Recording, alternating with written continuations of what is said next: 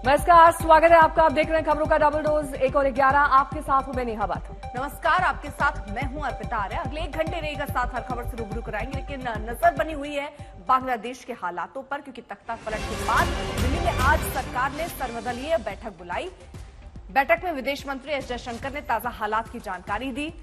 S Jaishankar ने कहा कि शेख हसीना के बारे में अभी कुछ नहीं फैसला नहीं लिया गया है। सरकार ने बताया कि बांग्लादेश में अभी 12,000 से 13,000 भारतीय हैं। सरकार की तरफ से जानकारी दी गई कि बांग्लादेश में हालात इतने खतरनाक नहीं है कि भारतीयों को वापस लाया जाए। विदेश मंत्री एस जयशंकर ने यह भी कहा कि भारत बांग्लादेश बॉर्डर पर हालात सामान्य हैं। बैठक के दौरान राहुल गांधी ने कहा कि इस मुद्दे पर दूरगामी रणनीति बनानी चाहिए। बैठक में टीएमसी की तरफ से कहा गया कि पश्चिम बंगाल सरकार बांग्लादेश से जुड़े हर फैसले पर केंद्र के साथ है।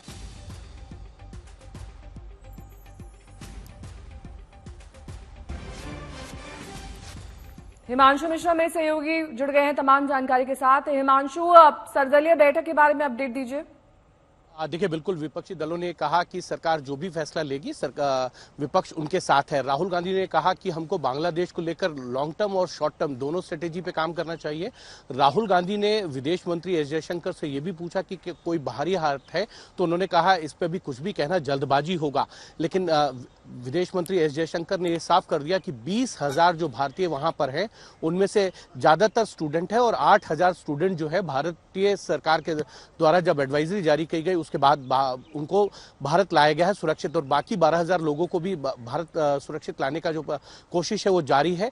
ये सवाल जब पूछा गया कि बांग्लादेश में एंटी इंडियन सेंटीमेंट है, तो उन्होंने ये कहा कि कुछ जगहों पर ऐसी खबरें आई हैं, लेकिन बांग्लादेश में अब जो भी सरकार नई सरकार बनेगी उसके साथ भारत सरकार डील भी करेगी और ये उम्मीद है कि जो रिलेशन जैसे थे पहले वैसे ही रहने वाले हैं।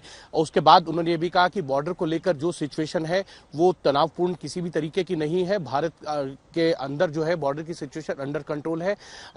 बीएसएफ समेत अन्य पैरामिलिट्री फोर्सेज और आर्मी को कह दिया गया है कि वहां पे पूरी तरीके से निगरानी रखे, जिससे घुसपैठिए जो हैं वो भारत में एंटर ना कर पाए। साथ ही शेख हसीना को लेकर ये कहा गया है कि जैसे ही कोई डेवलपमेंट होगा हम आपको जरूर बताएंगे। लेकिन शेख हसीना यूके जाना चाहती है, जहां से अभी उनको इमिग्रेशन क्लियरेंस जो है वो नहीं मिल पाया है और इसीलिए वो भारत में है। शेख हसीना पर जो भी आगे बातचीत होगी उसके लिए विपक्षी दल के जो नेता हैं उनको लूप में भी लिया जाएगा। उनसे कंसल्टेशन करने के बाद ही सरकार आगे बढ़ेगी। लेकिन इतना जरूर है कि सरकार और विपक्ष इस पूरे मामले पर एकजुट और एक साथ दिख रहा है।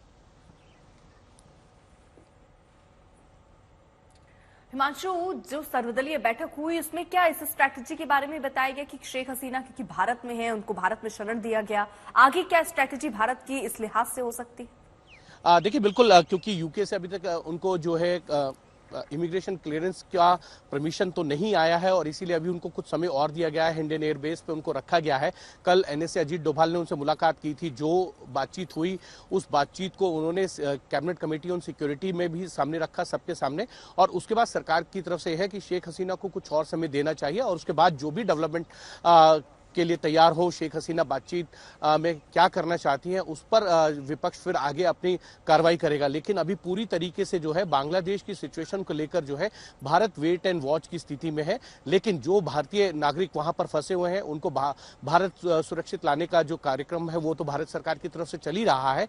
लेकिन साथ ही साथ एंटी इंडियन सेंटिमेंट्स जहां है उस पर भी भारत ने नजर बनाई हुई है और जिस तरीके के डेवलपमेंट वहां चल रहे हैं उसको लेकर आर्मी जो है बांग्लादेश के उनके साथ भारत सरकार की बातचीत जो है वो चल भी रही है। और विदेश मंत्री ने कहा कि आर्मी जो बांग्लादेश के उसके साथ भारत सरकार टच में है और अभी सिचुएशन जो है उतनी खराब नहीं है भारत के लिहाज से जितना कहा जा रहा है। लेकिन इतना जरूर है कि स्थिति गंभीर है और इस गंभीरता पर भारत सरकार ने अपनी पूरी नजर बनाई हुई है।